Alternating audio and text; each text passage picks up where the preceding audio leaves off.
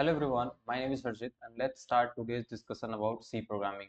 C programming में ज़्यादा समय ना लेते हुए डायरेक्टली हम आपको सब्जेक्ट्स बताते हैं। सब्जेक्ट्स नहीं, डायरेक्ट क्वेश्चंस बताते हैं कि क्या क्या क्वेश्चंस है। ठीक है, सबसे पहला क्वेश्चन है आपका what is C programming and discuss the features of C language, यानी कि सी प्रोग्रामिंग है क्या और इसके फीचर्स क्या है और साथ में evolution of C language. Evolution का मतलब क्या है? इवोल्यूशन का मतलब क्या है? सी लैंग्वेज कैसे डेवलप हुआ। ठीक है, next question, explain the basic structure component of C program, यानी एक सी प्रोग्राम बनाने के लिए क्या क्या चीजें लगती है। जनरली आपको पता है हेडर फाइल लगता है, मेन फंक्शन लगता है एंड कुछ वेरिएबल डिक्लेरेशंस, कुछ स्ट्रक्चर डिक्लेरेशंस, कुछ टाइप टेप डिक्लेरेशंस, ये सारी चीजें मिला के आपका सी प्रोग्राम बनाती है। ठीक है, next, data types in C language, कितने डेटा टाइप्स हैं, अलग अलग int, char, float, user defined, derived data type, ये सारी चीजें, सबके examples. Next question, operators in C language, C language में कितने ऑपरेटर्स हैं और उन ऑपरेटर का यूज क्या है। ठीक है, explain various types of users used in C program, यानी कि जितने भी टाइप्स ऑफ ऑपरेटर है सबको एक्सप्लेन कीजिए। नेक्स्ट है आपका what is loop, different types of loops in C language, यानी कि सी लैंग्वेज में लूप्स क्या होता है और लूप्स के डिफरेंट टाइप्स क्या हैं। फिर है आपका एरे, एरे क्या होता है, एरे के डिफरेंट टाइप्स क्या हैं and write a program to find sum of numbers using array, यानी कि एक प्रोग्राम लिखना है जिसमें यूजर बहुत सारे नंबर्स इनपुट करेगा, मान लीजिए 5, 6, 9, 4, 12, 11, 2, ये सारे नंबर्स का सम डिस्प्ले करना है। सबको पहले तो एरे में स्टोर करना है, फिर उसके बाद सबका सम यानी कि जोड़ के जो रिजल्ट आएगा वो डिस्प्ले करना है। उसके बाद है आपका व्हाट इज स्ट्रिंग, स्ट्रिंग क्या है और सी लैंग्वेज में स्ट्रिंग के क्या क्या फंक्शंस है, जैसे कि स्ट्रिंग को ऐड करना, स्ट्रिंग को कॉपी करना, स्ट्रिंग का आपको कोई पोजीशन पे कैरेक्टर फाइंड करना, स्ट्रिंग को कंपेयर करना, ये सब। उसके बाद आपका फंक्शंस क्या है सी लैंग्वेज में और कॉल करने का क्या क्या मेथड है।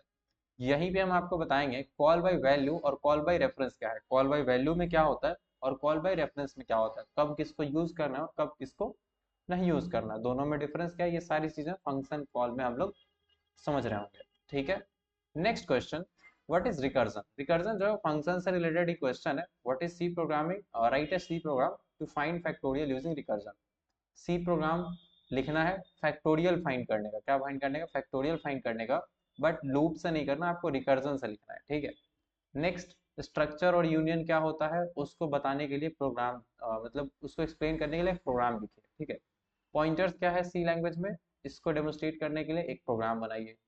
फाइल फंक्शंस क्या है, अब यहाँ पे क्या है आपका एफ क्लोज और एफ ओपन, यानी एफ ओपन से फाइल ओपन होता है और एफ क्लोज से फाइल क्लोज होता है, ये दोनों फंक्शंस के बारे में बताइए। तो टोटल 12 क्वेश्चंस जैसे हमने आपके कंप्यूटर फंडामेंटल्स में दिए थे, सेम पैटर्न पे आपको 12 क्वेश्चन दिख रहे हैं।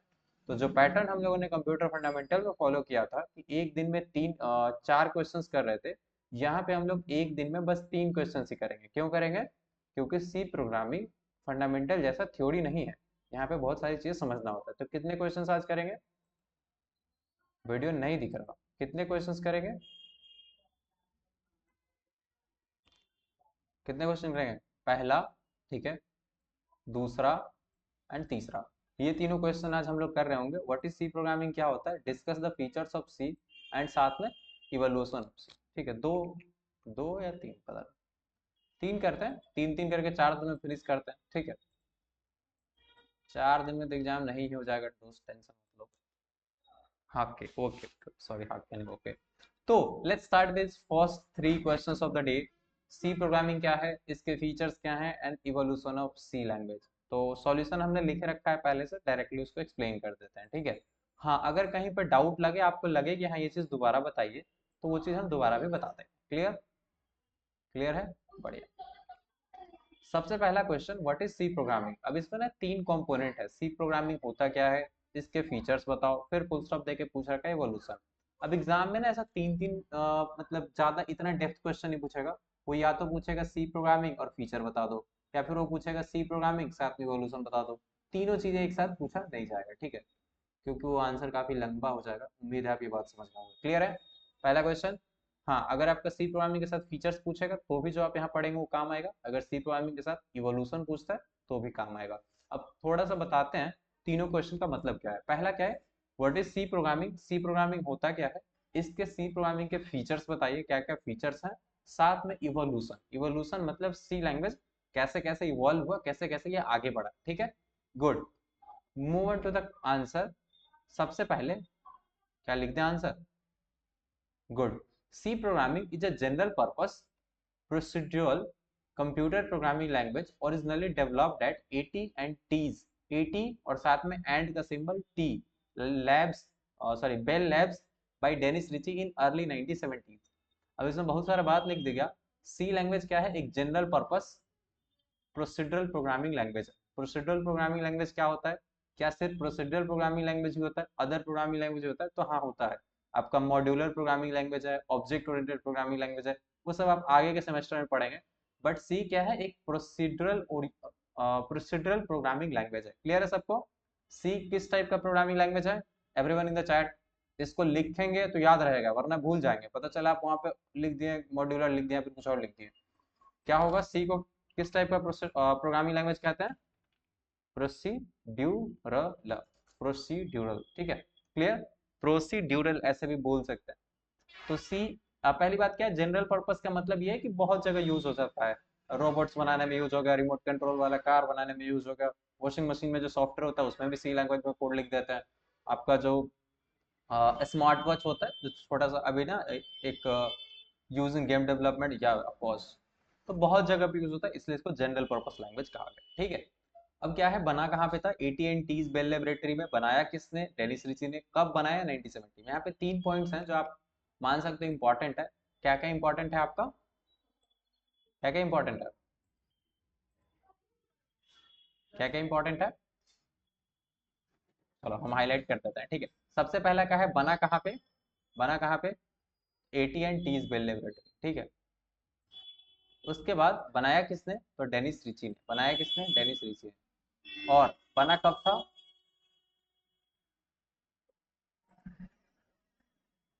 स्क्रीन नहीं दिख रहा ना, वेट।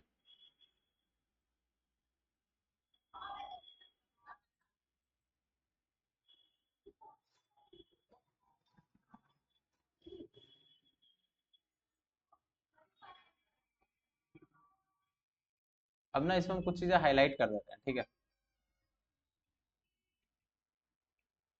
हाँ, अब देखो, अब आपको मेन मेन 4 पॉइंट जो है याद रखना है, वो याद रखिए, ठीक है। जनरल पर्पस है, प्रोसीडरल है, AT&T's बेल लेबोरेटरी में बनाया गया था, डेनिस रिची ने बनाया था, और 1970s में बनाया था। क्लियर? गुड, अब क्लियर है ना? बहुत बढ़िया। Next point, a successor of B programming language, it was developed to overcome the challenges basic B and BPCL programming language। ये नीचे वाला लाइन आपका मन हो तो लिख देना, वरना नहीं भी लिखोगे तो चलेगा। सी लैंग्वेज क्या है? आप सोच के देखो, सी से पहले क्या आता है? बी। तो आप ऐसा मान के चलो ना कि इससे पहले एक बी नाम का प्रोग्रामिंग लैंग्वेज था, उसके सक्सेसर के तौर पे, यानी बी लैंग्वेज में बहुत सारे प्रॉब्लम्स थे, बहुत उसमें कोड लिखना मुश्किल था। सी लैंग्वेज में क्या किया गया? बहुत ही ज्यादा उसको ईजी कर दिया गया, ठीक है। हाँ, मदर ऑफ ऑल लैंग्वेज ये भी लिख सकते हैं। तो बी लैंग्वेज का क्या है? सक्सेसर है, मतलब बी लैंग्वेज के बाद गया है। इससे पहले बी लैंग्वेज हुआ करता था, और बी के बाद सी। इतना अच्छा लैंग्वेज आया कि इसके बाद कोई डी नाम का लैंग्वेज ही नहीं आया। समझे? क्या समझे आप लोग? बी नाम का पहले लैंग्वेज था, उससे थोड़ा सा उसको बेटर करके सी बनाया इन्होंने, ठीक है। और सी इतना अच्छा हुआ कि आगे कोई डी लाया ही नहीं गया। आज से 50 साल आज हो गए हैं, और आज तक सी लैंग्वेज चल रहा है। 1970 हुआ है, 2020 में इसका 50 ईयर्स कंप्लीट हुआ। साथ में क्या हुआ, आपका जो सी लैंग्वेज है, ठीक है, सी लैंग्वेज को एक्सटेंड करके आप सुने होंगे C++ बनाया गया, बट कभी डी लैंग्वेज नहीं हुआ। तो वो क्या है? सी के बेसिस पे ही बना हुआ है, ठीक है। तो बढ़िया है, बाकी चीजें तो देख सकते हैं।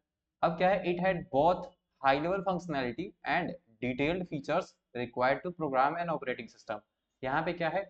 High level functionality and low level functionality, दोनों फीचर्स हैं। हाई लेवल लो लेवल बोले तो क्या?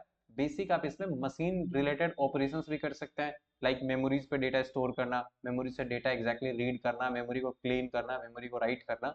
ये सारी चीजें आप कर सकते हैं, लो लेवल के काम, यानी हार्डवेयर रिलेटेड काम। और साथ में आप यूजर रिलेटेड इंटरेक्शन के बेसिक कमांड्स, लाइक यूजर को कंसोल पे इनपुट आउटपुट कराना, यूजर का कॉपी कट पेस्ट, इस तरह के फीचर इंप्लीमेंट करना, मतलब यूजर रिलेटेड फीचर्स को भी आप इस प्रोग्रामिंग लैंग्वेज में कर सकते हैं। साथ में हार्डवेयर तो कंट्रोल कर ही सकते हैं। तो इसलिए ये जनरली कहा जाता है ना कि एक low level language programming, low level है, या फिर आप इसको मिडिल लेवल भी बोल सकते हैं, क्योंकि यूजर के भी सारे नीड्स का ख्याल रखता है, और हार्डवेयर को भी अच्छे से, हार्डवेयर के भी सारे फंक्शनैलिटीज को यूज करने देगा आपको। Next, during the 1980s C programming gain popularity for creating mainframes, microcomputers and mini computer.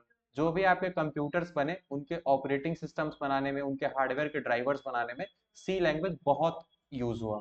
जैसे प्रिंटर बना तो प्रिंटर का भी आपका ड्राइवर कोड, आपका जो सीपीयू रैम से कैसे बात करेगा, उनके बीच में कम्युनिकेशन कैसे होगा, hardware devices like keyboard mouse के छोटे छोटे जो सॉफ्टवेयर्स बने वो सारे आपके सी लैंग्वेज में डेवलप कर दिया गया। ठीक है, तो आप इसलिए देख रहे होंगे main frame, micro computer, mini computer सब में सी लैंग्वेज का ही सॉफ्टवेयर डाला जाता था and has become one of the most widely used programming Language.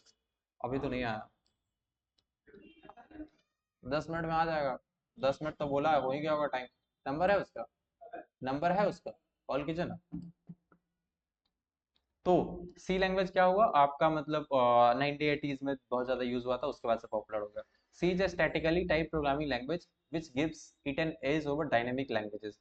अब क्या है, ये वाला पॉइंट इंपॉर्टेंट है, कोई समझा सकता है क्या है? एनीवन?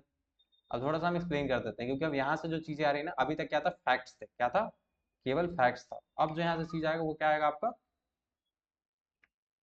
क्या आएगा, समझाने वाला बात। ये एक्चुअली ऑपरेटर्स वगैरह है जो हम लोग डिस्कस कर रहे थे, एंड अभी हो सकता है थोड़ी देर में डिस्कस करेंगे, बट ये इसलिए लिखा हो क्योंकि ये क्लासेस में हम लोग पहले से डिस्कस कर चुके हैं।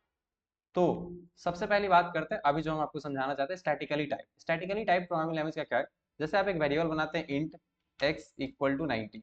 अगर ये x ना, अगर ये x में 90 रखा गया है, अगर x का टाइप इंट है, तो आप कभी भी आगे जाके ऐसा नहीं कर सकते कि x उसी वेरिएबल में आप कोई अदर वैल्यू रख दे। मान लीजिए आप स्ट्रिंग रखना चाहते हैं, it is not possible, it is not possible.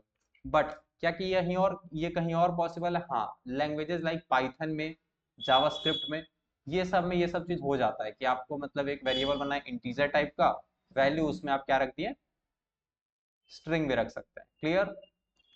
समझे नहीं समझे? स्टैटिकली टाइप का मतलब है कि आपका जो भी जिस टाइप का वेरिएबल बनाओगे उसी टाइप का वैल्यू रख सकते हो। ये क्या है, अदर लैंग्वेजेस में, ये कैसे कहाँ होता है,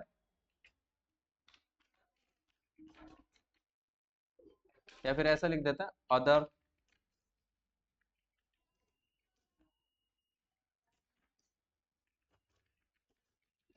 अदर डायनामिकली टाइप लैंग्वेजेस में ये क्या होता है, आप कर सकते हैं कि आप एक इंटीजर वेरिएबल बनाए, बट सी में क्या है, सी में क्या है, इन स्टैटिकली टाइप, जैसे जावा, सी प्लस प्लस, ये मैक्सिमम लैंग्वेज आपके स्टैटिकली टाइप है। पाइथन, जावास्क्रिप्ट, ये सब क्या है आपका स्टैटिक, ये डायनामिक है। जैसे JavaScript and Python, JS and Python आपकी इस कैटेगरी में आते हैं। जावा, सी प्लस प्लस वो इसमें आता है कि हुआ ना, आपको अगर इंटीजर वेरिएबल है तो आप उसमें इंटीजर ही रख सकते हैं, आप उसमें कोई और वैल्यू नहीं रख सकते। क्लियर? कितने लोगों को ये बात समझ में आया? दिस इज नॉट अलाउड, ऐसे इसको हम लोग क्या लिखते हैं, वेट, ग्रीन कर देते हैं, ठीक है। आप नहीं, कॉल करो ना। तो आप देख रहे हैं इसको आप चेंज नहीं कर सकते। आप अगर आगे कुछ चेंज करना भी चाहते हो तो आप एक्स में कोई इंटीजर वैल्यू, फॉर एग्जांपल आप 78 रखना चाहो तो वो रख सकते हो। समझ में आया बात? डायनेमिकली टाइप में क्या होता है, आप वेरिएबल इंटीजर टाइप का बनाओ, आप उसके वैल्यूज कुछ और भी रख दो, चल जाएगा। ये किस किस लैंग्वेज में होता है? एग्जाम्पल के लिए दो लैंग्वेज हम यहाँ पे लिख देते हैं, एक जावा नहीं, जावा स्क्रिप्ट है, और साथ में पाइथन है। ठीक है, इधर कौन सा लैंग्वेज है, इधर स्टैटिकली टाइप में जो टाइप चेंज नहीं करने देता, इसमें आपका सी है, सी प्लस प्लस है, जावा है, ठीक है, पीएचपी है, बहुत सारे लैंग्वेज है, तो कुछ बेसिक हम लिख दिया। समझ में आई ये बात, छोटी सी बात? अगर आपको डिटेल में ऐसे समझना है तो भाई एक एक पॉइंट समझना पड़ेगा, ठीक है। चलो, अब क्या है, नेक्स्ट पॉइंट हम लोग देखते हैं आगे बढ़, ठीक है। फीचर्स ऑफ सी लैंग्वेज क्या है? अब इसमें सबसे पहला फीचर क्या है, सिंपल। ठीक है, ये पॉइंट्स जितना था उतना ही था, ठीक है, आप लोग समझ गए होंगे सारे पॉइंट्स। बस ये वाला स्टैटिकली और डायनेमिकली वाला थोड़ा कंफ्यूजिंग था, हमने बता दिया। सी लैंग्वेज का फीचर, सबसे पहला फीचर क्या है, सिंपल। सिंपल का मतलब क्या है, सी लैंग्वेज में कोड लिखना बहुत आसान है। इससे पहले वाला जो लैंग्वेज था ना, उसमें बड़ा मुश्किल होता था, ठीक है। और भी बहुत सारे अभी मॉडर्न प्रोग्रामिंग लैंग्वेज है, उसमें भी कोड लिखना बहुत मुश्किल होता है। बट सी लैंग्वेज में क्या है, बहुत आसान है चीजें, एकदम इजिली आप हेलो वर्ल्ड का प्रोग्राम लिखना हो, फाइल रीड करने का, फाइल राइट करने का, कुछ भी प्रोग्राम लिखना हो आप बहुत इजिली लिख सकते हैं, बस इतना ही बात है, ठीक है। अब इसमें क्या है, कुछ चीजें लिखा गया है। It provide structured approach to break the problems into parts. अब क्या है, सी लैंग्वेज आपको स्ट्रक्चर्ड अप्रोच देता है, इसका क्या मतलब है, अब ये भी थोड़ा सा समझ लीजिए। स्ट्रक्चर्ड अप्रोच का ये मतलब है, स्ट्रक्चर्ड अप्रोच का ये मतलब है ना, आप बोल सकते हो क्या कि आपको अगर एक कैलकुलेटर बनाना है, ठीक है, अगर आपको एक कैलकुलेटर प्रोग्राम बनाना है तो आप कैसे बनाओगे? आप उसमें सब चीज के लिए अलग अलग फंक्शन बना सकते हो। सम के लिए सम का फंक्शन बना दिए, डिवाइड के लिए डिवाइड का फंक्शन बना दिए, मल्टीप्लाई के लिए मल्टीप्लाई का फंक्शन बना दिए, और क्या था, सब्ट्रैक्ट के लिए सब्ट्रैक्ट नाम का फंक्शन बना दिए। ठीक है, तो ऐसे आप हर चीज के लिए फंक्शन बना सकते हो। क्या समझे? हर चीज के लिए फंक्शंस बना सकते हो। ठीक है, गुड। अब आपको हम बता दें, हर चीज के लिए फंक्शन बनाने से इसका फायदा क्या हो कि आपका जो कोड हुआ ना वो स्ट्रक्चर होगा, कि सम का कोड सम फंक्शन में, डिवाइड का कोड डिवाइड में, मल्टीप्लाई का मल्टीप्लाई में, सब्ट्रैक्ट का सब्ट्रैक्ट में। ठीक है, तो ऐसे ही आप मान लो कोई भी सॉफ्टवेयर बनाने जाओगे तो आप हर चीज से रिलेटेड कोड अलग जगह पे रख सकते हो। यही फायदा है स्ट्रक्चर्ड प्रोग्रामिंग लैंग्वेज का, और इसी कारण से कोड हमारा काफी सिंपल हो जाता है। नेक्स्ट क्या है? It's the rich set library functions data types etc। अब इसमें क्या है, बहुत सारे डेटा टाइप्स हैं, बहुत सारे फंक्शंस हैं जिसको आप यूज कर सकते हैं। उसके बाद नेक्स्ट इंपॉर्टेंट, मशीन इंडिपेंडेंट और पोर्टेबल। मशीन इंडिपेंडेंट और पोर्टेबल, इसका क्या मतलब है? अनलाइक असेंबली लैंग्वेज, जैसे कि ये बोला है ना कि अनलाइक असेंबली लैंग्वेज, यानी असेंबली लैंग्वेज की तरह नहीं, असेंबली लैंग्वेज की तरह नहीं, C programs can be executed on different machines with some machine specific changes. अब बोल रहा है कि जैसे असेंबली लैंग्वेज होता था ना, ध्यान रखिए, पहले क्या होता था असेंबली लैंग्वेज, उसमें कोड कैसे लिखते थे? ऐसे कुछ लिख दिया, वैल्यू ऐसे कुछ, मतलब उसका आप एक्चुअली आप लोग सिंटैक्स देख सकते हैं। ठीक है, और वेट, अगर आप देखना चाहते हैं तो हम दिखाते हैं कि उसमें क्या क्या होता था। असेंबली लैंग्वेज कोड, ये बेसिकली सी से पहले चला करता था। हम इसका एक डेमोन्स्ट्रेशन दिखाते हैं कोई भी कोड का। हम्म,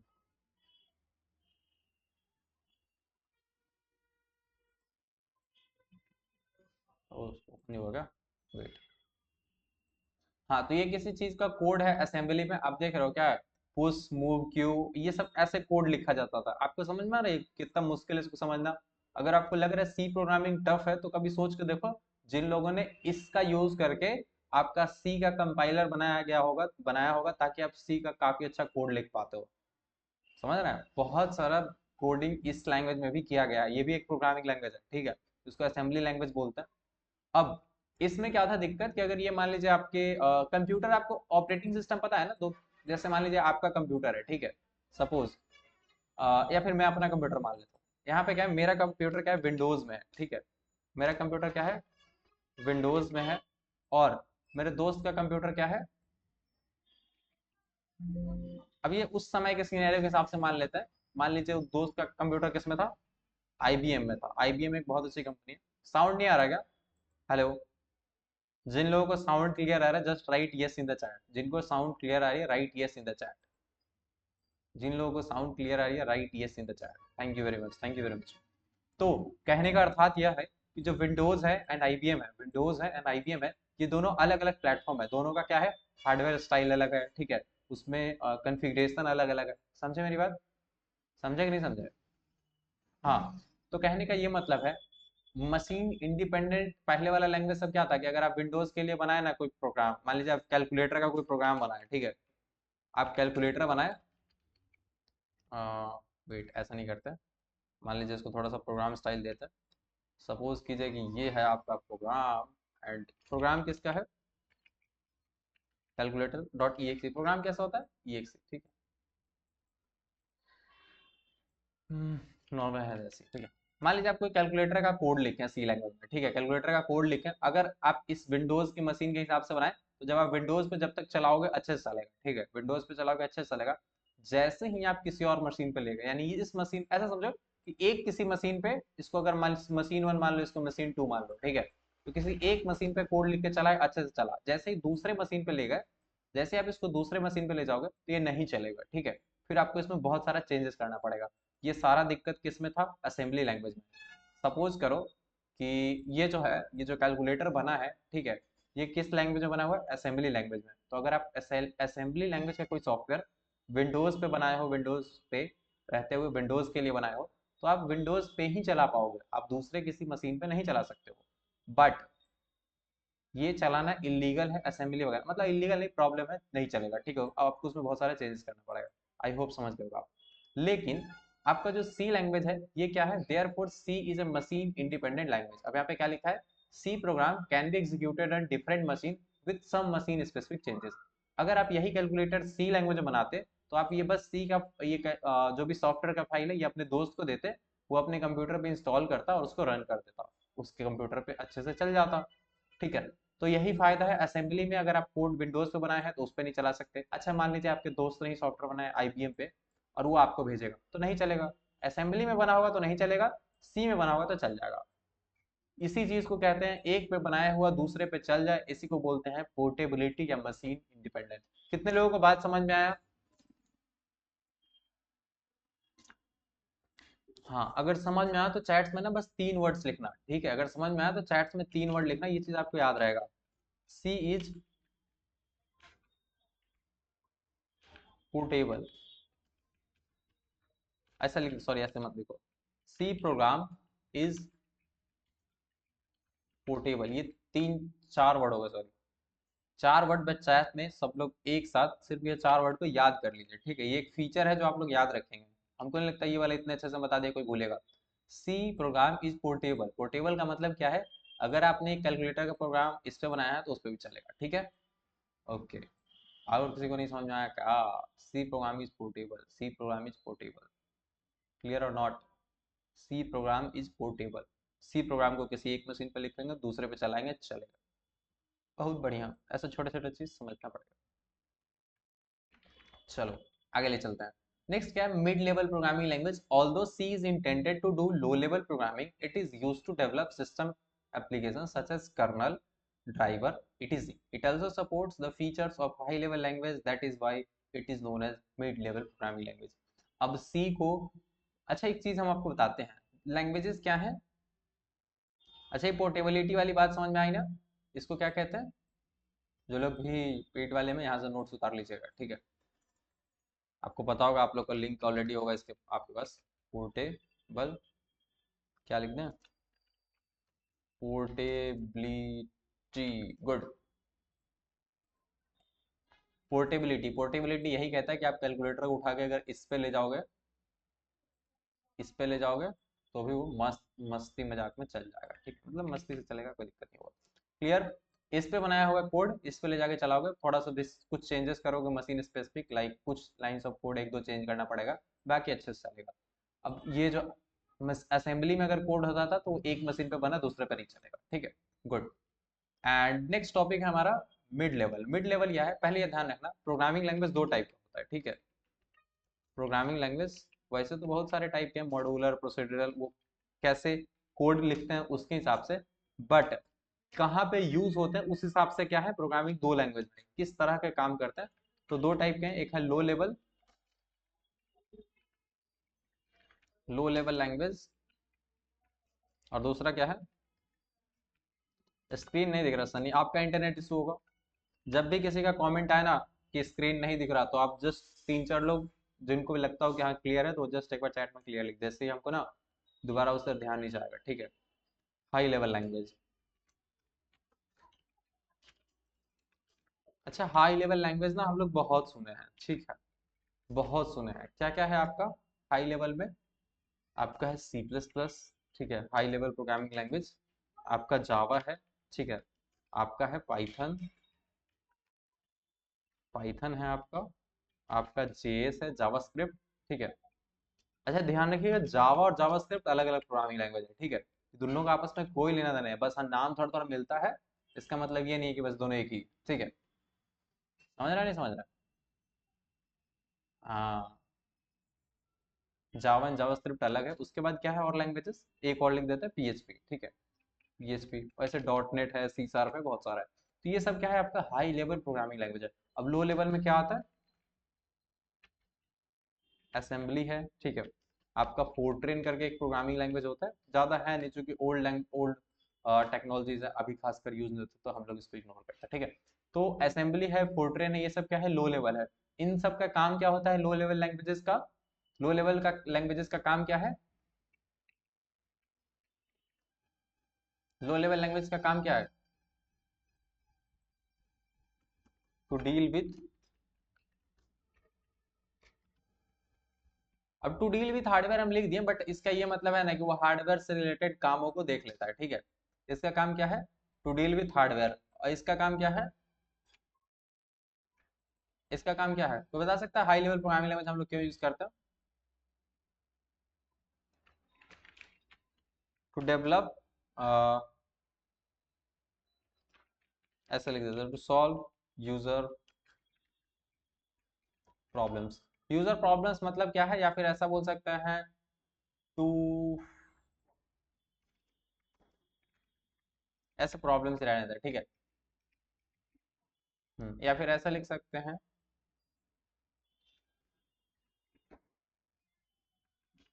देखो पहले हम बता देते हैं फिर बाद में आप खुद देख लेना क्या हाई लेवल। हाई लेवल वो लैंग्वेजेस हैं जिसमें कि आपका क्या होता है, यूजर के नीड का, जैसे आपको एक्सेल मतलब कोई एक्सेल सॉफ्टवेयर चाहिए जिसमें आप डेटा एंट्री कर पाए, तो उसके लिए एक्सेल बनाया गया, तो वो सब एक्सेल ना असेंबली फोर्ट्रेन ये सब में नहीं बनाया गया था, ठीक है। नहीं, हाँ सी प्रोग्राम सी लैंग्वेज से लिख सकते हैं, बट एग्जैक्टली इसी में ना अभी हम एक और नया ऐड करेंगे, घबराओ मत। तो क्या हुआ कि जो आपका हाई लेवल क्या होता है, यूजर के नीड का, जैसे आपका मान लीजिए यूजर को नीड है कि वर्ड लेटर लिखना है तो उसके लिए वर्ड बना दिया, यूजर को नीड है वीडियो एडिटिंग करना है तो उसके लिए एडोबी प्रीमियर बना दिया, यूजर को फोटो एडिटिंग करना है फोटोशॉप बना दिया। तो ये सब आपके हाई लेवल प्रोग्रामिंग लैंग्वेज होता है, यूजर के रिलेटेड, जो यूजर का स्पेसिफिक टास्क है वो सब। लो लेवल लैंग्वेजेस क्या करते हैं फिर आपका, लो लेवल लैंग्वेजेस आपका करते हैं कुछ नहीं, मतलब बेसिकली यही लोग होते हैं जो ध्यान रखते हैं। लो लेवल लैंग्वेजेस आपका सॉफ्टवेयर के हार्ड सॉफ्टवेयर, सॉरी सॉफ्टवेयर नहीं, हार्डवेयर के आपके ड्राइवर लिखने में, हार्डवेयर कैसे काम करेंगे, ये सारी चीजों के बारे में बताते हैं, ठीक है। Give me 1 minute. क्या हुआ?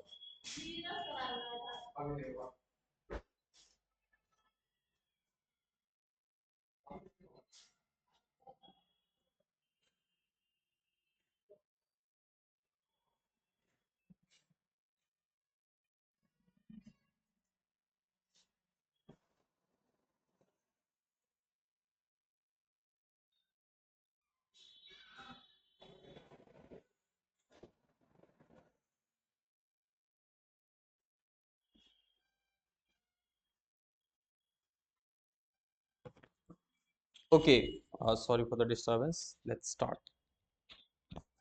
कुछ तो हम बता रहे हैं। हाँ, हाई लेवल लैंग्वेजेस आप याद रखो कि मतलब जो यूजर के रिलेटेड सॉफ्टवेयर है, आप लोग जनरली काम करोगे तो हाई लेवल लैंग्वेजेस पे काम करोगे, सी प्लस प्लस, जावा, पाइथन। अब इसी दोनों को जो बीच में आ जाता है ना, इसको हम लोग क्या बोलते हैं,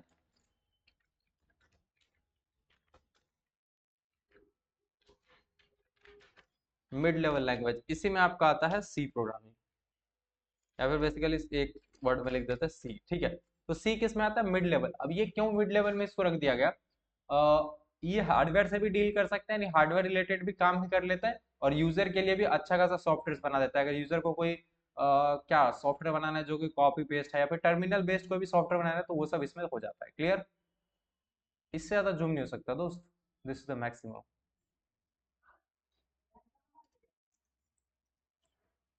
क्या हुआ,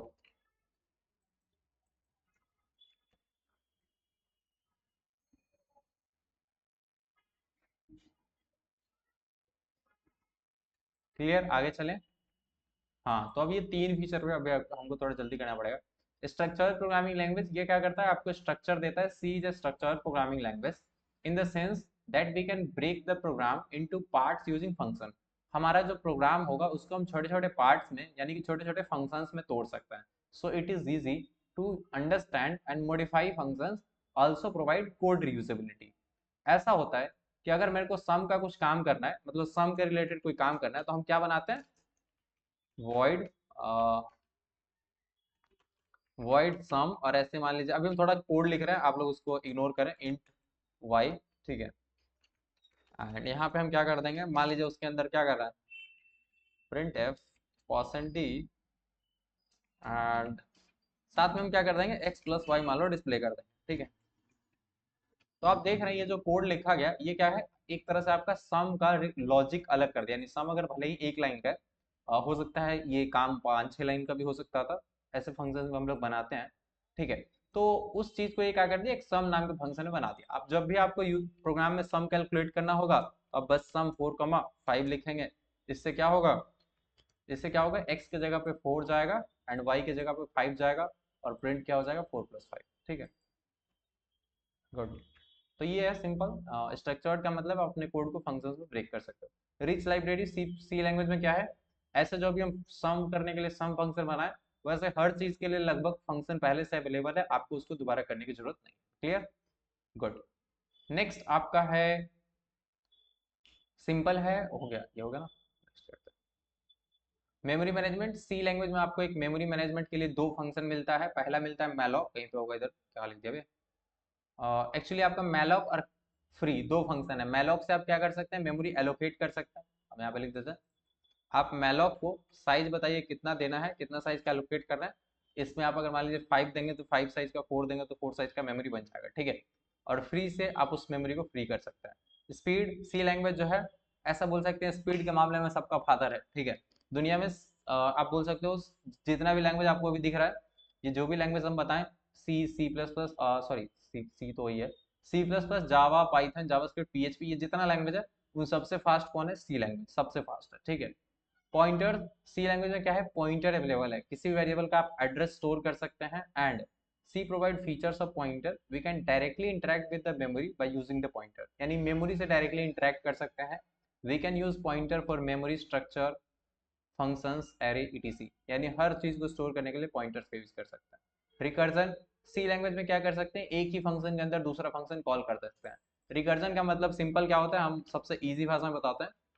मान लीजिए एक फंक्शन आप बना रहे हैं ग्रीट, ठीक है, और आप क्या किए, इसके ब्रैकेट में मान लीजिए यहाँ पे कुछ लाइन ऑफ कोड लिखें, और उसके बाद क्या कर दिया, आप नीचे फिर से वही ग्रीट फंक्शन को कॉल कर दिया। जो फंक्शन आप बना रहे हैं वही फंक्शन आप उसके अंदर कॉल कर दिए, तो it is a example of recursion, सबसे best example, you can take a screenshot. ठीक है, नेक्स्ट एक्सटेंसिबल सी लैंग्वेज में क्या है आपका, नेक्स्ट फीचर्स ऐड होते रहते हैं रेगुलरली। आज से 50 साल है, जैसा सी लैंग्वेज हम लोग शुरू में आया था वैसा नहीं, बहुत सारा चीज बदल गया। ठीक है, फीचर्स आपको लिखा हुआ है। ठीक है, फिर आपका डेवलप इवोल्यूशन, पहले क्या था, ये थोड़ा सा इवोल्यूशन मतलब कहानी कैसे कैसे सी लैंग्वेज बना, उससे पहले क्या क्या था। तो सबसे पहले क्या है, ALGOL 60 was initially developed to program the application. पहले क्या है, एल्गोल 60, एल्गोल एल्गोल 60 नाम का लैंग्वेज बना, जो कि एप्लीकेशंस बनाने के लिए यूज होने वाला था। ठीक है, to overcome the problems of ALGOL 60, the Cambridge University develop another programming language called Combined Programming Language. अब ये कंबाइंड प्रोग्रामिंग लैंग्वेज क्या था, इसका नाम था CPL। ठीक है, अब ये जो नेक्स्ट एल्गोल 60 पहले बना एप्स वगैरह बनाने के लिए, ठीक नहीं आया। फिर तो इसके बाद आपका एल्गोल 60 के बाद एक और प्रोग्रामिंग लैंग्वेज बनाया गया, CPL, कंबाइंड प्रोग्रामिंग लैंग्वेज, जो कि किसने बनाया, कैम्ब्रिज यूनिवर्सिटी ने। ठीक है, this programming language became difficult to learn and unorganized features. इसमें क्या थे, जो फीचर सही नहीं थे और इसको सीखना भी बड़ा मुश्किल था। फिर उसके बाद क्या हुआ, और एक नया लैंग्वेज बना, पहले एल्गोल 60 था, फिर CPL बना, फिर BCPL बना, बेसिक कंबाइंड प्रोग्रामिंग लैंग्वेज। बस CPL के आगे बेसिक लगा दिया इन्होंने। ठीक है, और फिर कुछ नया फीचर्स वगैरह ये ऐड किए होंगे to solve the problems of CPL. Another programming language called basic combined programming language was developed by Martin Richards at Cambridge University. तो आप देख रहे हैं एल्गोल 60 पहले बनाया, कैम्ब्रिज यूनिवर्सिटी वालों ने फिर CPL बना दिया, फिर कैम्ब्रिज यूनिवर्सिटी के किसी मार्टिन रिचर्ड ने BCPL बना दिया। ठीक है, this programming language to turn out to be not up to the mark that and expectation. मतलब क्या है, ये जो पहले एल्गोल 60 था उसको सुधारने के लिए CPL आया, CPL को सुधारने के लिए BCPL आया, वो भी काम करे। फिर उसके बाद वो भी मतलब एक्सपेक्टेशन लायक नहीं था, उसको भी अभी बहुत सारे इंप्रूवमेंट की जरूरत था। फिर आया केन थैमसन के द्वारा बी लैंग्वेज। अब ये कहाँ से बना था, जहाँ पे सी बना था, जस्ट उससे पहले AT&T's बेल लेबोरेटरी में ही बी लैंग्वेज बनाया गया। It also did not get very positive response, B language में आपका जो है उतना मजा नहीं आया। ठीक है, कहते हैं ना मजा नहीं आया। नेक्स्ट टाइम डेनिस रिची नाम के साइंटिस्ट थे, BCPL को पढ़े, बी को पढ़े, सबको पढ़े कि इसमें क्या क्या दिक्कत है, picked up the good features out of both, यानी BCPL और आपका जो बी लैंग्वेज है, बेसिकली इससे पीछे वाले दोनों, इनको पढ़ के इससे कुछ अच्छे फीचर्स चूज किए, use his intelligence and added many new features to give the programming world's best thing ever, C the mother of all programming language. ऐसा बोल सकते हैं कि सी लैंग्वेज बनाने के लिए उन्होंने क्या किया, बी और BCPL के नॉलेज को यूज किया और बना दिया mother of all programming language जिसका यूज करके आज के डेट का सारा प्रोग्रामिंग लैंग्वेज बना हुआ है। ठीक है सर, कब कब हुआ था ये यार बता। ईयर दोस्त नोट कर, देखो इवोल्यूशन में ना आपको ईयर नहीं लिखना, बस आपको एग्जैक्टली क्या लिखना पड़ता है, स्टोरी लिख देना होता है कि कौन कौन सा पहले था। एल्गोल था, फिर सीपीएल था, बीसीपीएल था, फिर बी था और फिर सी था फाइनली। उसके बाद डी वगैरह नहीं आया, वो इतना ही, यहीं पे कहानी खत्म। It's been long time since C programming was developed. C programming still continues its charm and count as the first choice among college and university to enter the world of programming. इतना सारा programming language आ गया दुनिया में, but फिर भी first semester का कोई बच्चा होता है तो उसको सी से ही शुरू किया जाता है। ठीक है, हम बाद में जावा, सी, सी प्लस प्लस, पाइथन वगैरह कुछ कुछ करते हैं, बट स्टार्टिंग सी से करते हैं, तो यही है सी का जलवा। ठीक है, एंड अभी सब आप देख सकते हो, हिस्ट्री के लिए याद रखो, पहले था एल्गोल 60, फिर था सीपीएल, फिर था बीसीपीएल, फिर आया बी और लास्ट में आया सी। ये सेम चीज को शॉर्ट में हमने लिख दिया, अगर ना याद रहे तो। अच्छा, कोई पूछेगा हिस्ट्री ऑफ सी, तो उसमें भी यही लिखना है। इवोल्यूशन पूछे, हिस्ट्री पूछे, सेम ही बात लिख देना है कि पहले एल्गोल 60 था, फिर कैम्ब्रिज यूनिवर्सिटी वालों ने सीपीएल बनाया, फिर Martin Richards at Cambridge University उन्होंने बीसीपीएल बनाया, फिर एटी&टीज बेल लेबोरेटरी में ही बी बना, और फिर वहीं पे इंप्रूवमेंट के बाद डेनिस रिची ने पिछला वाला दोनों को पढ़ के एक नया बना दिया, और इसका नाम दिया गया mother of all programming language, C. Clear, यही था हिस्ट्री और यही था कहानी। लास्ट बात यही कि सी लैंग्वेज, इसके बाद भी सी लैंग्वेज का जलवा बरकरार है और आगे भी अभी रहेगा। ठीक है, अब सी लैंग्वेज का बेसिक स्ट्रक्चर क्या होता है। बेसिक स्ट्रक्चर में सी लैंग्वेज में टोटल 6 टॉपिक्स आते हैं। आप नोट्स नहीं भेजते, मैसेज करने पर रिप्लाई भी नहीं करते। अरे मिल जाएगा दोस्त अभी क्लास के बाद। नेक्स्ट, सी लैंग्वेज में फीचर्स, ये चीज ना सॉरी बेसिक स्ट्रक्चर हम लोग थोड़ा मिस कर जाते हैं, एक एक करके बताते हैं। ठीक है, the basic structure of C program divided into 6 parts makes it easy read, modify, document and understand the particular format. C program, क्या लिख रहे हो यार, must follow the below mentioned outline in order to successfully compile, execute. Debugging is easier when well structured C program. अगर आप C programme को एक अच्छे से लिखना चाहते हैं तो C प्रोग्रामिंग में सिर्फ कोड लिख देना, ऐसा समझिए सिर्फ इफ एल्स लिख देना, वेरिएबल बना देना ही प्रोग्राम नहीं है। ये 6 स्ट्रक्चर होते हैं। क्या होते हैं इसको, क्या कहते हैं, 6 बेसिक स्ट्रक्चर में आप कोड लिखेंगे तो ज्यादा अच्छा है। जिसमें सबसे ऊपर क्या है, डॉक्यूमेंटेशन।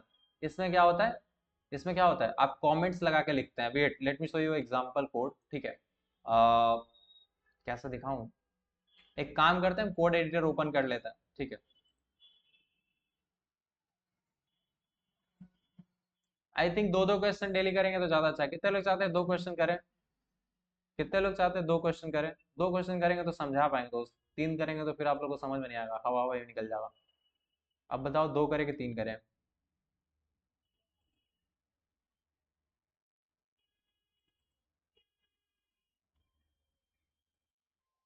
क्या करूं,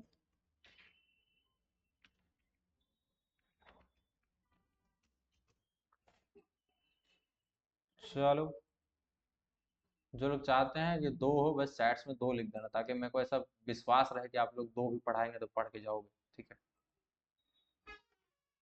ऐसा नहीं है एग्जाम तक खत्म नहीं हो, इसके लिए निश्चित तरह खत्म हो जाएगा। 2 पढ़ा, एक एक भी पढ़ाएंगे तो भी एग्जाम तक में खत्म हो जाएगा, टेंशन मत लो। ठीक है, क्वालिटी मैटर्स, 2 रखते हैं। ठीक है, चलो गुड।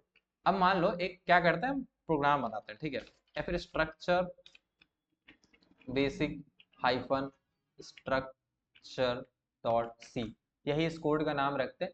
तो जो सबसे ऊपर होता है, ठीक है, जो सबसे ऊपर होता है, इसमें क्या होता है, इसको बोलते हैं डॉक्यूमेंटेशन। इसमें आप एक मल्टी लाइन कॉमेंट लगाते हैं और अपने प्रोग्राम के बारे में लिखते हैं, इसको क्या बोलते हैं, डॉक्यूमेंटेशन। अब इसमें क्या क्या होता है थोड़ा नोट्स में पढ़ते हैं। ठीक है, तो documentation, pre processor section, definition, global declaration, main function और नीचे सब प्रोग्राम। सर एक्सटर्नली कितना सब्जेक्ट होगा बीसीए में बताएंगे। ओके, तो सबसे पहले क्या आपका डॉक्यूमेंटेशन। डॉक्यूमेंटेशन में क्या होता है, this section consist of description of the program and name of the program. इसमें क्या होता है डिस्क्रिप्शन, मतलब कि ये प्रोग्राम किसके बारे में। तो सबसे पहले मान लीजिए आप क्या लिखोगे, डिस्क्रिप्शन। डिस्क्रिप्शन में आप क्या लिखोगे, मान लीजिए आप बना रहे हो प्राइम नंबर का प्रोग्राम। ठीक है, अब प्राइम नंबर का प्रोग्राम बना रहे हो। ठीक है, तो आप डिस्क्रिप्शन में क्या लिख दोगे, प्राइम नंबर, या फिर ऐसे अभी तो हम एक लाइन में लिख दिया, वैसे डिटेल में लिखते हैं, it is a program develop to find prime numbers. ठीक है, good, the name of program, and उसके बाद क्या है, प्रोग्राम का नाम होता है, एंड द क्रिएशन डेट। क्या क्या है आप देख लो पहले, डिस्क्रिप्शन ऑफ प्रोग्राम। ठीक है, फिर उसके बाद नेम ऑफ प्रोग्राम। अच्छा पहले इसको ना नेम लिख देते हैं, नेम ऑफ प्रोग्राम, फिर उसके बाद आपको मन करे कुछ डिस्क्रिप्शन लिखना चाहते हो तो लिख दो। डिस्क्रिप्शन में क्या लिखोगे? डिस्क्रिप्शन में लिखोगे ए प्रोग्राम, ऐसे लिख दो दिस प्रोग्राम। अच्छा इसको थोड़ा जूम कर देते हैं, दिख नहीं रहा होगा आप लोग को। ठीक है, क्या है? This program takes input and checks whether it is, whether it is का मतलब क्या है कि क्या ये चेक करता है whether it is prime और नॉट। एक नंबर लेता है ये प्रोग्राम और बताता है कि ये प्राइम है कि नहीं। आप इसको 2 लाइन में कर लो, कोई दिक्कत नहीं। ठीक है, तो ये क्या हो गया? आपका डिस्क्रिप्शन हो गया। क्लियर? हाँ या ना? ऐसा नहीं है, ठीक है, पहले ही सही था। तो ये आपका नेम ऑफ प्रोग्राम हो गया, डिस्क्रिप्शन हो गया। उसके बाद क्या आता है आपका? Author and date. क्या लिखा गया है? द नेम ऑफ प्रोग्राम, उसके बाद creation date. And creation date मतलब क्या है? ये आप लिख सकते हो कि आप ये प्रोग्राम कितने तारीख को बना रहे हो। एग्जाम में अगर आपको प्रोग्राम पूरे स्ट्रक्चर के साथ लिखना है तो आप डेट मान लो आज का डाल दिया। ठीक है, डेट क्या है? आज 6 तारीख है ना? 06, सॉरी 21 तो कोई महीना नहीं होता, 2024।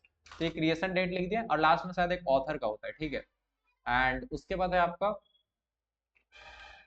हाँ, ऑथर। ऑथर में क्या लिख दोगे? मान लो अपना नाम लिख दोगे, किसने प्रोग्राम बनाया है। ठीक है, साथ में आपको मन करे तो आप टूल्स भी मेंशन कर दो। टूल्स में आप क्या लिख दोगे? VS code. VS code use कर रहे हैं तो ठीक है। तो ऐसे लिखते हैं पूरा का पूरा डॉक्यूमेंटेशन। अब इसमें बहुत शॉर्ट में मैंने लिख दिया, बट इसमें और लंबा चीज होता है। ठीक है, आप ऐसे समझो, अगर आप सॉफ्टवेयर डेवलपमेंट सीख जाओगे तो डॉक्यूमेंटेशन अगर आपको अच्छा लिखना है तो ये भी अपने आप में एक जॉब है।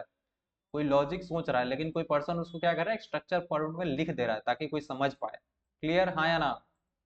समझे आप लोग? तो पहले क्या लिखेंगे? प्रोग्राम का नाम, डिस्क्रिप्शन देंगे उसके बारे में, कितने तारीख को बनाया, ऑथर यानी किसने बनाया, टूल्स क्या लिख रहे हैं वो सब लिख देंगे। इसी चीज को कहते हैं डॉक्यूमेंटेशन। घबराना नहीं है, आसान चीज है। ठीक है, चलो नेक्स्ट देखते हैं। आप यहाँ पे देख सकते हो description, name of program, programmer name, date, time, etc। जो जो आपको प्रोग्राम के बारे में अपने एक्सप्लेन कर सकते हो कर दो। ठीक है, anything written as comments will be treated as a documentation of the program and this will not interfere with the given code. अब ये जो जो भी चीज आप मल्टी लाइन कमेंट या फिर कमेंट में लिखते हो वो क्या होगा? आपका प्रोग्राम का कोड नहीं माना जाएगा, वो क्या होगा? इग्नोर हो जाएगा। जैसे ये, जैसे स्लैश और स्टार दिखा, मतलब इसके आगे जो भी लिखा रहेगा, कहाँ तक? जहां वापिस स्टार स्लैश ना आ जाए, इस बीच में जो भी कहानी आएगा, जैसे देखो स्लैश स्टार और यहाँ से शुरू हुआ, फिर जहां पे स्टार स्लैश आ गया, इसके बीच में जितना भी कोड है और जितना भी आप लिखते हो ना, कुछ भी लिखोगे वो उससे कोई एरर वगैरह नहीं आएगा। ठीक है, आप कोई भी सिंटेक्स के बाहर का चीज कुछ भी लिख सकते हो।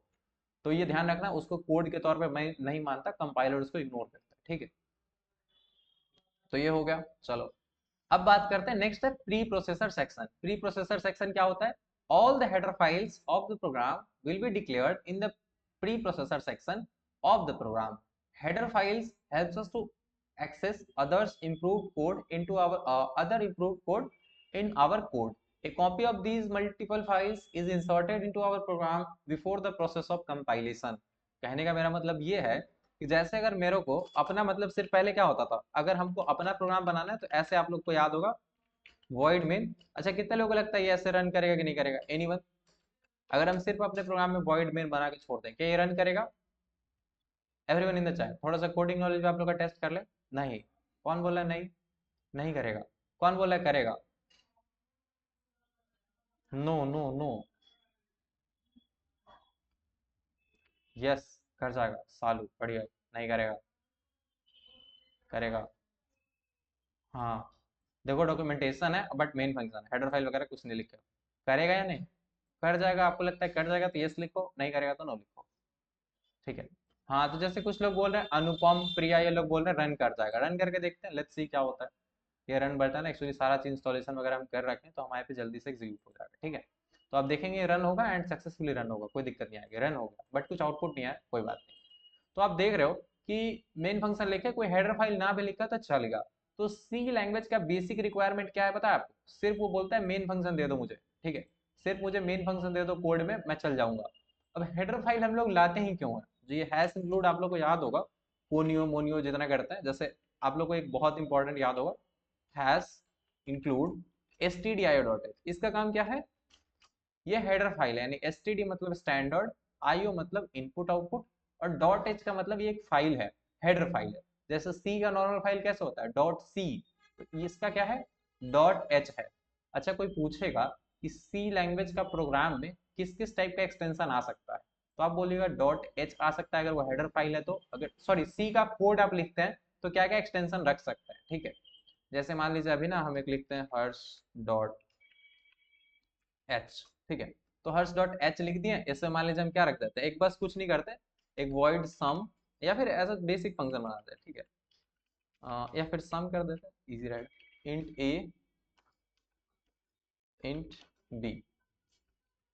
अब देखना ये कैसे करेगा, ठीक है। यहाँ पे हम क्या लिख देते हैं, बस आप लोग को फंक्शन नहीं भी पता है तो कोई बात नहीं, बस इस पार्ट को इग्नोर करो।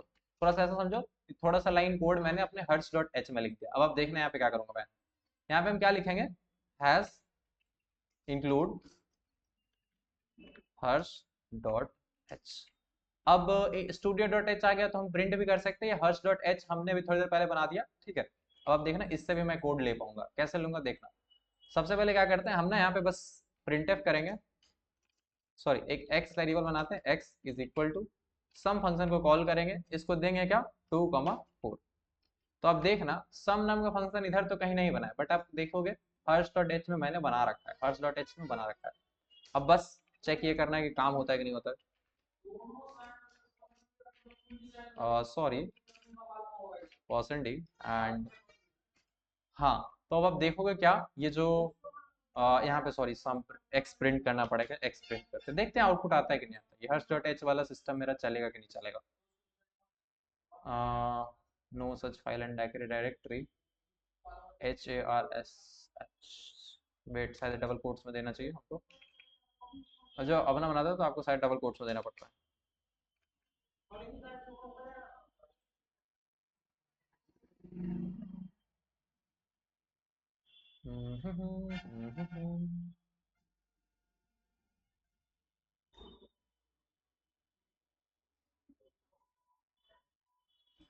रिटर्न ए प्लस बी क्या लिख दिया हम, अच्छा एक मिस्टेक हुआ हमसे ना, यहाँ पे जो वर्ड लिख दिया था एक्चुअली यहाँ पे int टाइप रखना पड़ेगा, क्योंकि ये रिटर्न कुछ इंटीजर कर रहा है ना, ये थोड़ा सा गलती हुआ हमसे। डोंट वरी, अब काम करेगा सही से, सही सलामत। रन हो जाओ भाई। तो बस हम आपको एक चीज दिखाएं कि आप अपनी मर्जी का भी हेडर फाइल बना सकते हैं। आप देख रहे हो उसमें कोड कुछ डाले, वो रन भी हुआ। तो क्या समझ में आया हेडर फाइल का मतलब क्या है, आप अपने कोड में जैसे आप बेसिक स्ट्रक्चर डॉट सी नाम का हम कोड बना रहे हैं, मतलब प्रोग्राम बना रहे हैं, इसमें हम चाहते हैं कुछ चीजें पहले से कुछ फाइल्स इंक्लूड कर दें। stdio.h को क्यों इंक्लूड करते हैं, क्योंकि हमको printf यूज करना है। सिमिलरली हम लोग एग्जांपल के लिए क्या किए, हर्ष डॉट एच ले लिए, क्यों लाए, क्योंकि हमको सम यूज करना था। तो आप अपना कोई और हेडर फाइल बना के उसके अंदर बहुत सारा कोड रख सकते हो और उसको इंक्लूड करके यूज कर सकते हो। क्लियर, क्या ये बात समझ में आया। हाँ वॉइड नहीं, इंट होगा, आई एम सॉरी, एक्चुअली हो जाता है कभी कभी मिस्टेक। जो मुद्दा हम समझाना चाहते थे यही कि आप अपना हेडर फाइल बना के उसमें कुछ कोड रख सकते हो, बस ध्यान रखना कि उसका डॉट एच रखो और उसको इंक्लूड कर लो, मस्त चलेगा, ठीक है। आगे चलें, तो ये हो गया आपका प्री प्रोसेसर सेक्शन। आप जो जो चीजें इंक्लूड करना चाहते हो अपने प्रोग्राम में हैश इंक्लूड से इंक्लूड कर सकते हो, इसको बोलते हैं pre processor section.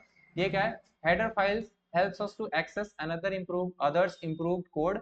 Header file के थ्रू क्या कर सकते हैं हम लोग, किसी और का कोड यूज कर सकते हैं, समझे मेरी बात। जैसे आप मान लीजिए सम का, डिवाइड का, ऐसे सबका कोड कर करके दे दिए, ठीक है।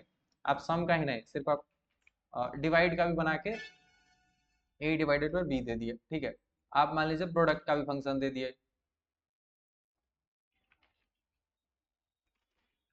थोड़ा सा मैं सबके ऊपर ना ये रंगोली बना हुआ इसके नीचे कर देता हूँ। तो क्या है, आप बहुत सारा फंक्शन दे दिए, और क्या होता है प्रोडक्ट के अलावा क्या होता है, सब्ट्रैक्ट। अब ये ऊपर नीचे बनाए इससे कोई मतलब नहीं है, आप लोगों को बस एग्जैक्ट जैसा हो वैसा रिटर्न होना चाहिए। देखो मल्टीप्लाई स्टार रिटर्न कर देगा, ये आपका सब्ट्रैक्ट माइनस करके, ठीक है। मॉड्यूलस वो भी बना देगा, अरे यार। तो इसका नाम क्या होगा, इसका नाम होगा रिमाइंडर फंक्शन, ये क्या करेगा मॉड्यूलस दे देगा। तो आपने देखा अभी क्या कहते, पांच पांच फंक्शन आप अपने हर्ष डॉट एच में बना दिए और आप उसको क्या कर दोगे, एक एक करके सबको यूज कर लो, ठीक है। अच्छा सिर्फ ये कोड ही बना सकते हैं क्या, कुछ वेरिएबल वगैरह भी बना सकते हैं। जैसे एक और इंटरेस्टिंग चीज दिखाते हैं, हम यहाँ पे क्या कर दिया, इंट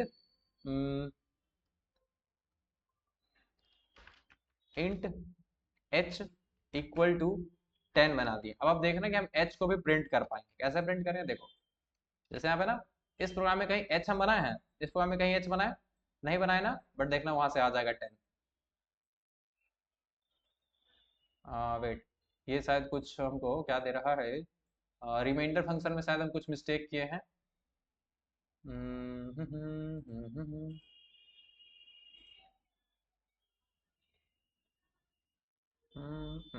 हम्म, छोड़ो यार, छोड़ो ना। एक्चुअली ये वार्निंग था, टेंशन मत लो इसको, ठीक है, स्पेस देते हैं थोड़ा सा। हाँ, आपको जो 6 दिख रहा है वो क्यों दिख रहा है? क्योंकि ये सम फंक्शन काम भी कर रहा है, और ये h यानी कि उस वाले फाइल से आपका वैल्यू आ गया। तो आपको कोई और फाइल मानो उसमें सारा आपको वेरिएबल वगैरह रखना पड़ा तो रख सकते हैं। ये चीज प्रोग्रामिंग हम लोग और लैंग्वेज में बहुत यूज करते हैं, ठीक है। दूसरा फाइल में कुछ रख के उसको इंक्लूड वगैरह करके कर सकते हैं। समझ में आया सबको प्री प्रोसेसर सेक्शन? क्लियर और नॉट? आगे चलो। गुड। थोड़ा सा टाइम ज्यादा लगे तो घबराना मत। उसके बाद आता है आपका डेफिनीशन। डेफिनीशन सेक्शन में क्या करते हैं हम लोग, डिफाइन करते हैं। डिफाइन कैसे करते हैं देखो, ध्यान से देखो। अच्छा, ये सम वाला नहीं यूज करके हम केवल एच यूज करते हैं, ठीक है, सही रहेगा। या फिर चलो ठीक है, केवल एच ही यूज करते हैं। क्यों एच यूज कर रहे हैं? इंट रिमाइंडर खड़ा हो सकता, सिर्फ दो रहने देते, सम और सब्ट्रैक्ट। क्लियर? ज्यादा कोड रखेंगे तो आप लोग को फिर समझने में दिक्कत होगा। हाँ, तो अब देखना यहाँ पे क्या होगा, 10 प्रिंट होगा केवल, बिना किसी प्रॉब्लम के। 10 आ गया, ठीक है। क्यों आया? आपने इस प्रोग्राम में कहीं नहीं बनाया था, बट ऊपर वाले एक फाइल में आप बना रखे थे, वैसे वहीं से यूज होगा। अब इसके बाद ये जो आपने सबसे ऊपर क्या देखा, डॉक्यूमेंटेशन सेक्शन, फिर हैश इंक्लूड वगैरह, इसको बोलते हैं प्री प्रोसेसर सेक्शन। अब एक होता है हैश डिफाइन करके, ये भी बड़ा इंटरेस्टिंग है, ठीक है। हैश डिफाइन से आप क्या कर सकते हो, आप बोल सकते हो कि मान लो आपको ना क्या करना है, मान लो आपको इंट को आई के तौर पे लिखना है।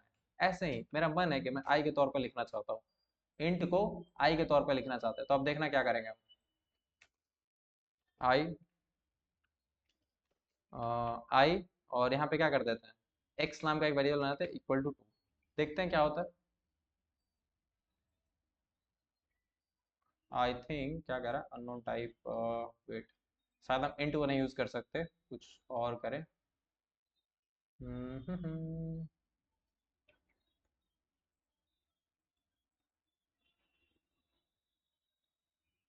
एक काम करो, दूसरा बता दे, ठीक है। डिफाइन पाई को हम क्या कर देते हैं, 3.14, ठीक है। तो हम पाई की जगह पे 3.14 लिख दिया, बस पाई को हम यूज करते हैं, ठीक है, दोबारा। तो यहाँ पे क्या कर देते हैं, एफ फॉर्मेट कर देते हैं और पाई। प्रिंटफ में ही लिखे हैं क्या, प्रिंटफ में ही लिखे हैं? ओहो, ये क्या हो रहा है, इन एक्सपेंशन।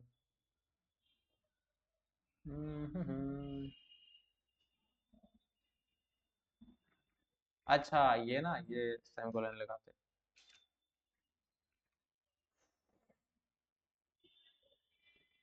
हम्म, ओके, ये परमानेंट स्पेयर के तौर पे नहीं यूज होगा। बस आप इतना ध्यान रखो कि इसमें आप क्या कर सकते हैं, ये वैल्यू कैसे आ रहा है, 10 पहले आ रहा है, एच का वैल्यू, और फिर 3.1400 आ रहा है, ठीक है। तो आप ये चीज हमेशा ध्यान रखना कि ये इसमें सेमीकोलन नहीं लगाते, ठीक है। वेट, एक और ट्राई करके देखते हैं, जो हम करना चाहते थे करके पाते हैं कि नहीं।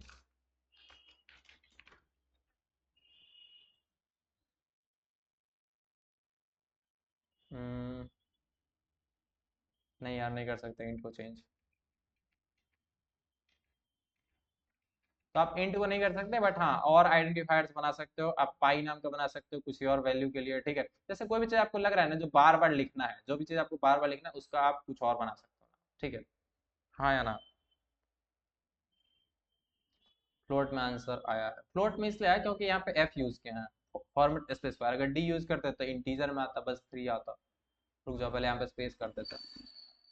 देखो, कोडिंग में अगर हम जाएंगे तो हम बहुत सारे चीज बता सकते हैं, मतलब आप जितना सोच भी सकते हो उससे भी एडवांस, ठीक है। तो ये 10 है, फिर उसके बाद आपको ये इंटीजर में कन्वर्ट करके इसको दिखाया गया, तो जो कि कुछ अजीब सा वैल्यू आया।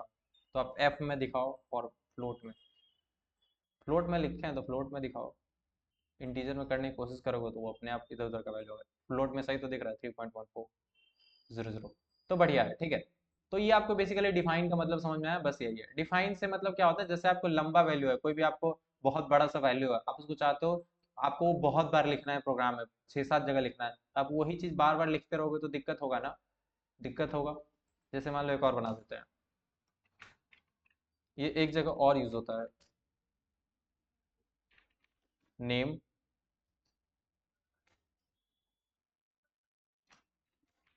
हर्षित। तो आप देखना कि अगर हम कहीं पे भी ना प्रिंटफ में,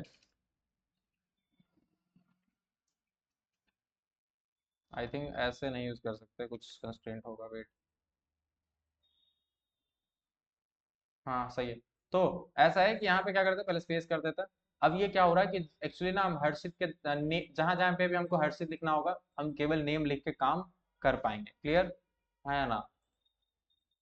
अब इससे फायदा ये होगा कि अगर हम अपने प्रोग्राम में 50 जगह अपना नाम यूज कर रखे होंगे, Harshit do this, Harshit do that, Harshit ये करता है, हर्षित वो करता है, अगर कल को मेरा नाम चेंज करना पड़ेगा तो हम बस यहाँ पे हर्षित की जगह पे चेंज करेंगे Harshit Kumar, and this will run fine. अभी क्या हो जाएगा, हर्षित कुमार प्रिंट हो जाएगा, क्योंकि आप क्या कर रहे हैं, जस्ट नेम। ऐसा समझिए इस चीज का निकनेम देते हैं, जैसा ये चीज है इसका निकनेम दे दिए पाई, हर्षित कुमार का निकनेम दे दिए नेम। कितने लोगों को समझ में आया डिफाइन वाली बात? किसी इधर वाला जो चीज होता है उसका आप सेकंड नाम दे देते हैं, और ये सेकंड नाम से आप बार बार यूज कर सकते हैं कोड में। It is as simple as that. Next है आपका ग्लोबल डिक्लेरेशन। ये क्या होता है, global declaration contains global variable. अब ये बताता हूँ जल्दी से। देखो अगर आप क्या करते हो, आप अभी तक वेरिएबल कहाँ बनाए होगे, आपको नंबर इनपुट करने का प्रोग्राम बनाना होता था, आप इसी के अंदर मेन के अंदर बना देते। बट आपको पता होना चाहिए यहाँ पे भी आप इंट, मान लो एक वाई नाम का वेरिएबल बना दिए, वाई इक्वल टू 100 रख दिए, तो ये वाई भी आप यूज कर सकते हो। इसको क्या बोलते हैं, ग्लोबल डिक्लेरेशन। मतलब इस फाइल में जितना भी फंक्शन बनाओगे, चाहे वो मेन हो या मेन के नीचे भी सारे फंक्शन बनाओ, किसी में भी आप वाई के वैल्यू यूज कर सकते हो, वाई को घटा सकते हो, वाई को बढ़ा सकते हो, ये सब। तो इसको प्रिंट करके बताते हैं।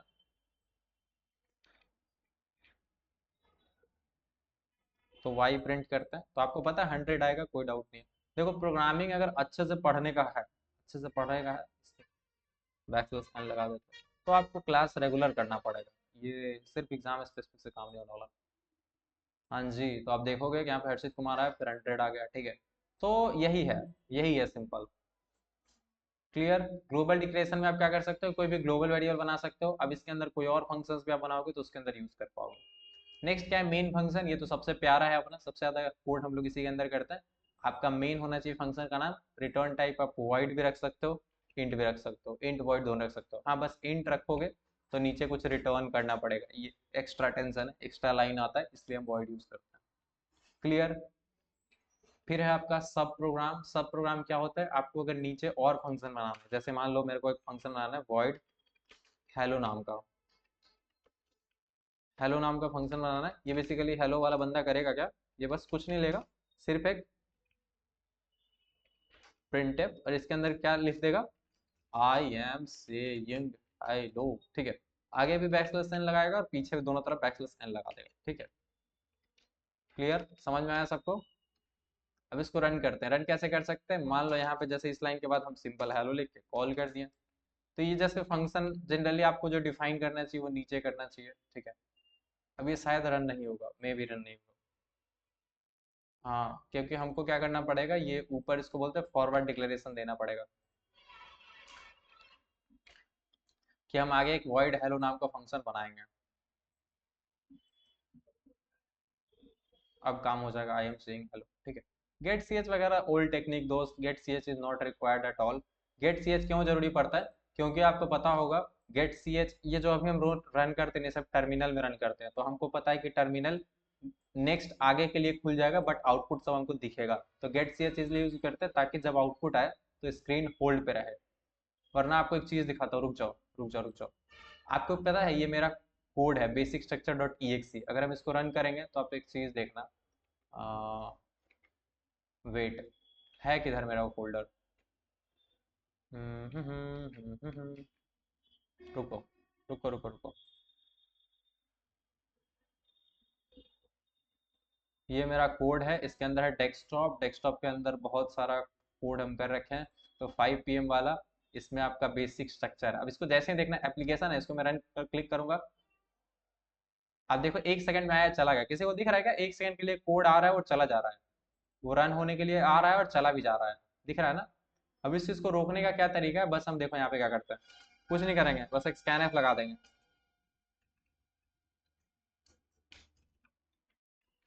स्कैनर परसेंट डी, और किसी वेरिएबल में भी डाल देते हैं, मान लो वाई पे डाल देते हैं, ठीक है। बस इसको इतने पे रन कर देंगे। बस हम लास्ट में क्या कर दिए, गेट सी एस ना लगा के एक स्कैनअप कर दिया, सेव करके दोबारा रन करते हैं। तो ये क्या होगा, लास्ट में एक स्कैनअप लेके उसके बाद ये बंद होगा, ठीक है। तो एक इनपुट लेके बंद हुआ। अब ये चीज़ का फायदा इसमें हो जाता है कि अगर अब हम इसको रन करेंगे ना, तो आप देखना सारा आउटपुट हमको दिखेगा, दिखा ना, ये बेसिकली मेरा प्योर प्रोग्राम, ये मेरा क्या है, प्योर प्रोग्राम है। अब जैसे इसको रन करेंगे तो आप देखना, यहाँ पे जब तक हम यहाँ पे कुछ वैल्यू नहीं डालेंगे तब तक ये क्लोज नहीं होगा। तो 1 डाल देते, कुछ भी डाल देंगे इंटीजर, तो क्लोज हो जाएगा, ठीक है। एंड उसके बाद आप देखोगे ये क्लोज हो जाएगा, बंद हो गया खेल खत्म, ठीक है। तो यही है, देखो अगर प्रोग्रामिंग पढ़ना है तो दोस्त टाइम देना पड़ेगा। ये है आपका एक बेसिक स्ट्रक्चर का एग्जांपल, ऊपर आपका documentation, file sum dot C, author you, and उसके बाद क्या है आपका, सॉरी यार, फिर description, program to find sum, studio dot H, define X को 20 कर दिए, इंट सम नाम का एक ग्लोबल फंक्शन डिक्लेयर किए, और फिर नीचे आप उस फंक्शन को देखो बना भी रहे थे हम लोग, क्या कर रहे थे यहाँ पे हम लोग भी सिमिलर कुछ काम किया है। यहाँ पे एक हेलो नाम का फंक्शन डिक्लेयर किया है कि आगे बनाएंगे, यहाँ पे बनाए भी, ठीक है। तो it's easy as it is. तो ये वाला पूरा है बेसिक स्ट्रक्चर, एग्जाम में छापने और टेपने के लिए इतना अच्छा है, ठीक है। फिर उसके बाद आता है आपका डेटा टाइप, जो कि हम लोग कल के क्लास में करेंगे। So this was it. I hope आप लोगों को मजा आया होगा। कितने लोगों को नया नया चीज, ऐसा कुछ नया पता चला सी प्रोग्रामिंग के बारे में? आई थिंक फर्स्ट वाले सेक्शन में नहीं, बट जब से हमने एडिटर ओपन किया होगा आपको बहुत सारा चीज पता चला होगा। I am sure about this, जो चीज़ आपने खुद पहले नहीं करा होगा। पीडीएफ कहाँ मिलेगा, 2 क्वेश्चंस हमने कराए हैं, पीडीएफ में कैसे दूंगा बताता हूँ, रुको 1 मिनट। चलो, एक ग्रुप का लिंक सेंड करेंगे, ठीक है, जो लोग भी अभी हैं वहाँ पे ज्वाइन हो जाना, एंड पीडीएफ हम दे देंगे आपको, ठीक है। समझें, जैसे अटेंडेंस वाला रेगुलर करता था ना वही, क्योंकि सबको सेंड करने में नुकसान है, सब लोग पढ़ता नहीं है, चोरी कर लेता है पीडीएफ ले जाके। हाँ, जो पढ़ रहा है उसको रिवीजन के लिए मिलना चाहिए। हाँ, ऐसा होता है ना, हम लोग जब एग्जाम होता है आपका, अरे यार सॉरी, नहीं नहीं ऑन था, हमको ऐसा अभी